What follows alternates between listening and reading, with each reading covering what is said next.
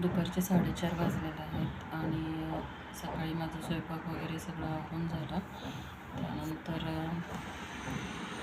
जेवण वगैरे दुपारी 12:30-1 पर्यंत होऊन जातं. मग राहिलेलं सगळं काम वगैरे आवरलं मी किचनचं आणि त्याच्यानंतर थोडीशी रेस्ट केली मी. आणि त्यानंतर आता 4-4:30 वाजलेले आहेत. तर हे भाजीचं थोडंसं भाज्या आणलेल्या होत्या, तर त्या मी आवरून ठेवल्या सगळ्या अशा प्रकारे.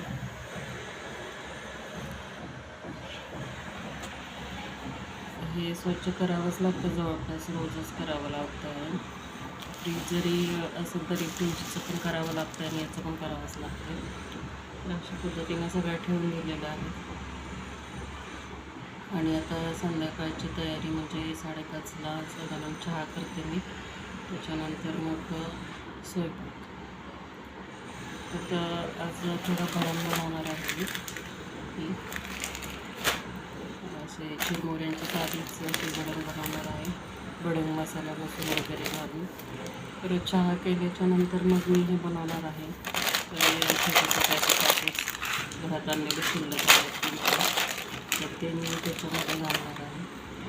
आणि चहा केल्यानंतर 10 ते 15 मिनटात ते बनवून लसूण वगैरे मी आत्ताच सोडून ठेवणार आहे. आणि हे सगळं आवरून झाडू वगैरे मारून घेणार आहे. तोपर्यंत 5:30 वाजता.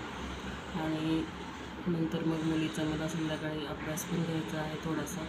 त्यामुळे ही दुपारची कामं मी अशी दुपारच्या वेळेतच म्हणजे आवडते 5:30-5च्या अगोदर. आणि नंतर मग संध्याकाळचं रुटीन असतं. स्वयंपाक जरी थोडासा असला तरी पण तो त्या वेळेवरच करावा लागतो, कारण मुलांच्या परीक्षा वगैरे सुरू आहेत, तर सगळं वेळेवर झालेलं आहे बरं असतं. त्यामुळे हे जे काही भाजीचं एक्स्ट्रा जे काय असेल तर ते मी साधारण 4च्या नंतर आवरून घेत असते नेहमीच. एखाद्या देवपूजा वगैरे जरी राहिली तरी मग ती मी दुपारी करते, 3च्या नंतर साधारणतः करते. कधीतरीच राहते, म्हणजे शक्यतो मी सकाळीच करत असते. तर अशा पद्धतीने आता आहे. आज दुपारी मी हे आवरून घेतलं 4 नंतर. अजून बरंचसं आहे, झाडू वगैरे सगळं काढायचं आहे. त्यानंतर चहा बनवणार आणि मग संध्याकाळची तयारी असते. तर तुम्ही पण काय काय करता दुपारच्या वेळी हे सांगा मला आणि कमेंट करा.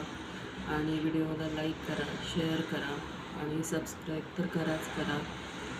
आणि काय वाटतं, म्हणजे छोटे होतात व्हिडिओ किंवा काय आवडतात असं थोडंसं कमेंट्स पण करा.